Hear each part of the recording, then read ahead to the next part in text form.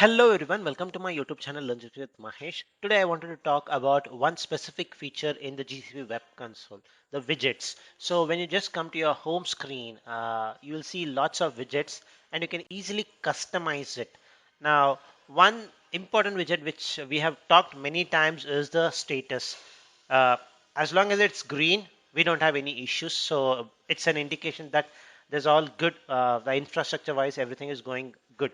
So one widget which is not extensively leveraged is the news part. So if you see the news part, you get lots of GCP related concepts, newly launched, all those things. So just spend some time looking into this news widget. It's good. I usually prefer in your beginning days, drag it next to your Google Cloud Platform status. So at least your focus would be there. And if it's towards the right hand side, the focus usually goes towards right.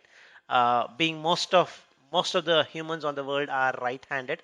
I may be wrong. So, but the focus is going to be towards the right hand side. So that's the reason this status is on the right hand side. And if we also put this one towards the right, the focus would be there, and we may know what's happening every day, how frequently Google is updating the status. Now, one such thing which really attracted me towards the this news wizard is introduction to Anthos Developer Sandbox. So what is this? So, and it's free is what it indicates. So if I just click on it, it gives me a very nice article about Anthos Developer Sandbox. So if you remember, it's for developers. That's a key part here. And free with Google account, meaning if you have a Gmail account, you can use it. That's the meaning of it. Now, if you scroll down, this is a very recently created article. So November 14th, very nicely, crisply written article. So if you just follow it, you'll understand what is it all about. Okay. So the nutshell, if I wanted to say that, you can use this if you just have a Gmail ID, nothing else. You don't need to have a free trial or anything. You just go and start it. You are able to easily work on that. That's a key part here. So, and it gives you the features there. Google Cloud, Anthos Developer Sandbox includes what and all? A Cloud Shell editor, Cloud Code, and Cloud Build locally. Now, if you see all those things and try to look into this, the best and the easiest way of doing it is I would say this is way of how do you put the stuffs there. So this word definitely will attract everybody, and even if I put this free in my video, definitely there's going to be a good number of people going to see it to see understand what it is this free. But the key part here is, in very simple terms, this is nothing but your Cloud Shell. So Cloud Shell, which is already free to anybody who's having a Gmail account, it is the same thing. On top of that, what Google has done is they have provided a source code which you can clone from your Google Cloud, from your GitHub. Sorry, if I just click on this, it takes me to, if you see, shell.cloud.google.com. So it says, do you want to clone this? So if I just click on it before cloning it, you'll come to know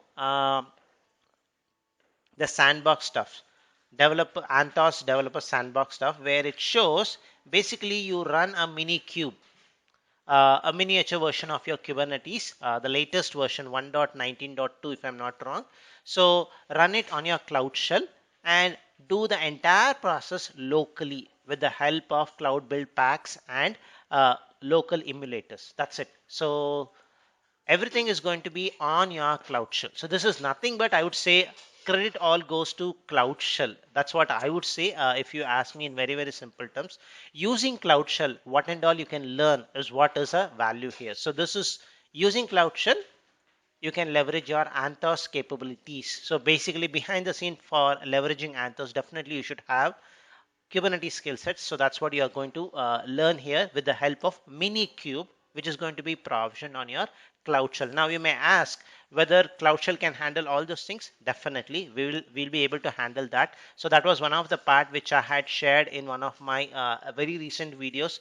The cost of Cloud Shell, where we had seen what are the machine type, what is a machine type which Cloud Shell comes up with. So usually now it is E2 medium if I'm not wrong. So it comes up with uh, good capabilities. You can definitely run Minikube on it. So let's just go click on confirm, what it's going to do is basically it's going to create a new Cloud Shell editor, which is in the public preview now. So you can go and start it. And if you already have an existing Google Cloud account, it's going to show the same thing, but the editor is going to be slightly new one.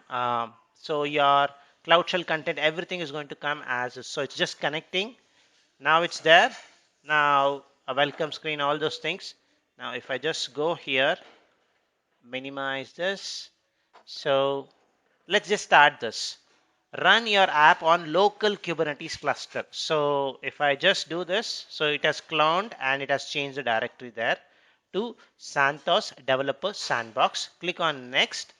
So I can hide this if I don't want.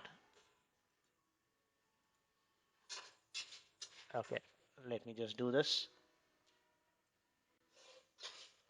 Okay, so this is good. Now this is what you are going to start. When I do this, it's a very nice interactive tutorial. If I do this, it's going to start my Minikube. So first it's going to check whether Docker is there. Definitely we know in Cloud Shell Docker is there. So it's going to get the latest image. Then the latest Kubernetes cluster 1.19.2 is going to be getting started. Once it gets started, you should start your Minikube and start working on it. So you can also play around with your kubectl commands. Now, if I just do kubectl version, you should get that details. And if I just put kubectl get node, it will show me one internal node which is running. Now to do all those things, you need to have a really a good compute capacity, right? You can just follow the steps. It's very self-explanatory, easy. At the end, you are going to do a hello world or hello Anthos stuff in your by following this tutorial. It's a very nice self-guided one. You can try it. Usually it works without any much glitches. But the key part here is the emphasis here, if you ask me, is more towards Cloud Shell, because Cloud Shell itself is provided free of cost. So if you just click on this three dots about Cloud Shell, if you see, Cloud Shell is free for all users. The basic requirement is you should have a Gmail account. That's it. Now if I just go back, so if I just go back and just run this, the cost of Cloud Shell, which we had run a couple of times back also, E2 standard 4. So this is the one which is going to play a major role. So now previously, if you have seen previous videos, you'll see it was G1 small.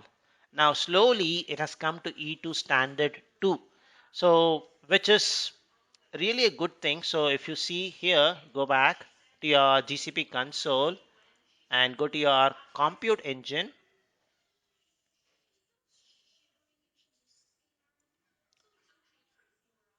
Compute engine. We have talked about this in our this video itself. Just for people who have not seen that video, just wanted to share what is the kind of virtual machine which you are getting uh, for free totally. And based on my understanding, based on the few trainings which I've done, it may not be always the same for everybody, but most of them it should be E2 standard 4 is what I would say. So if I just come to my E2 standard 4, uh, this is what you are getting: 4 vCPU, 16 GB of RAM, which is really cool. And with that configuration, definitely you can run Minikube, play around with it, all those things. So that's a key part here. So even though it says it's Anthos Developer Sandbox, in very simple terms, it's nothing but a GitHub repo where you can clone and play around with your Kubernetes concepts, everything locally. And this locally in this case is nothing but your Cloud Shell. So just as long as you have a browser, you're all good. A browser and a Google account, a Gmail, you're all good to leverage this new feature on the so-called the most favorite product for me in GCP is Cloud Shell. So you're going to leverage everything on Google Cloud Shell. That's the key part here. So that's the video which I wanted to share today. So it was because I just saw something which was very interesting in the news article. I thought I'll share it to you with you, and also you can leverage Cloud Shell to a great extent. So the Cloud Shell is very unique, I would say. You don't get something like this in other cloud.